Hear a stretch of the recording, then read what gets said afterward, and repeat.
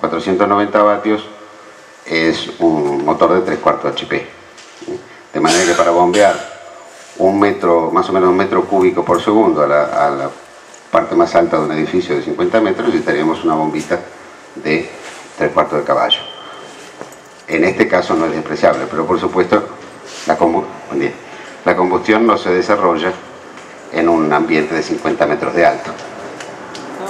De manera que las diferencias de energía potencial no las vamos a tener en cuenta. El potencial químico es el importante, es el calor que puede desarrollar una reacción química. Y esto lo tenemos que ver con bastante detalle para poder hacer cálculos. Entonces, la suma de las entalpías o energías cinética, potencial y térmica da la entalpía total del fluido. Tomamos una cantidad de fluido y decimos, bueno, sumamos la energía cinética, potencial y térmica, y eso es el total de energía que tiene el fluido. Lo importante de esto es que esta entalpía total solamente se puede cambiar si uno le añade o le quita trabajo o calor al fluido. Esto es importante, la energía se conserva. De manera que es como en la combustión, rara vez se intercambia trabajo. No hay normalmente en el seno de la llama, por ejemplo, una turbina que extraiga trabajo.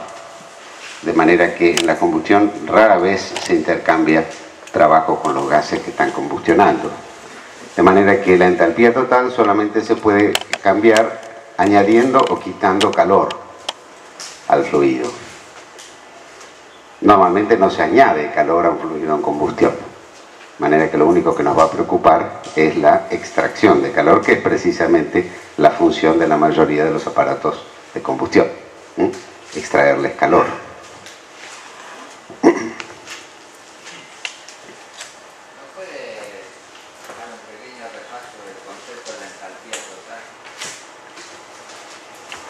La entalpía total, como la he definido acá,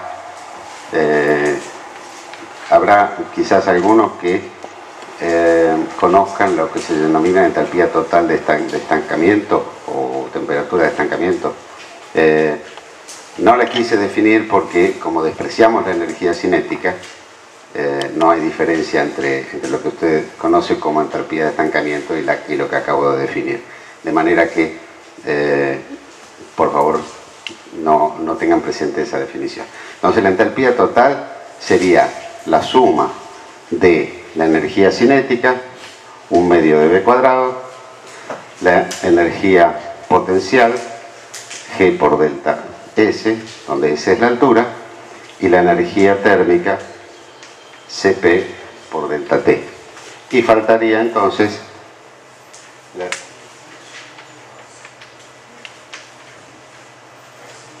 la entalpía potencial química, que todavía no la hemos definido. Entonces, la suma de todo esto es la entalpía total. Pero, como acabamos de decir, esto lo despreciamos por ser muy pequeño, esto lo despreciamos por ser normalmente muy pequeño, y con lo que nos quedamos es con los cambios de entalpía sensible, o sea, los cambios de temperatura, y el potencial químico, que es lo que nos interesa en la combustión.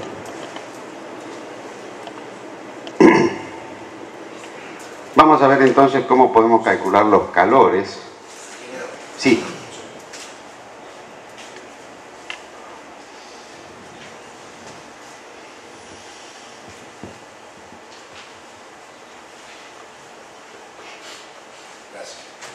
Vamos a ver entonces cómo podemos calcular los calores que tienen su origen,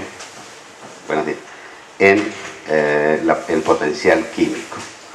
Lo primero que tenemos que definir es lo que se denomina el calor de formación. El calor de formación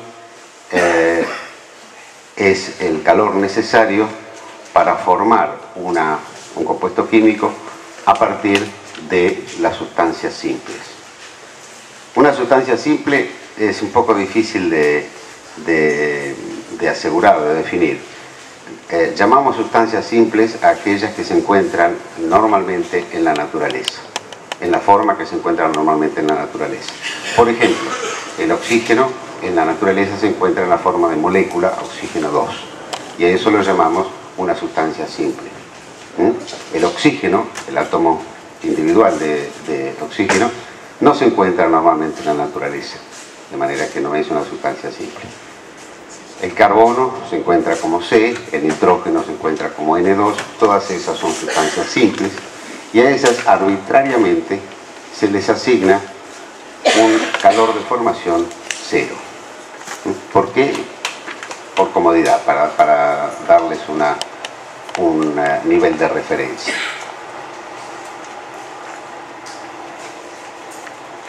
Cuando se forma una sustancia nueva a partir de sustancias simples, al proceso se lo denomina la reacción de formación de esa sustancia, que no necesariamente es cierta, no necesariamente existe en la naturaleza, pero la podemos utilizar para hacer cálculos de calores. Por ejemplo, carbono más oxígeno 2 nos daría CO2. El calor necesario para que esta reacción tenga lugar sería el calor de formación del CO2. ¿Por qué? Y porque estas tienen calor de formación 0. Las dos están en el estado en que están en la naturaleza y tienen calor de formación 0.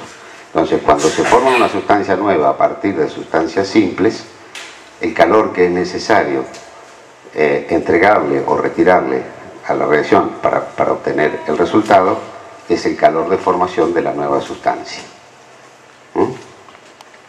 ¿Quedó claro? Levanten la mano a los que le queda alguna duda, ¿no?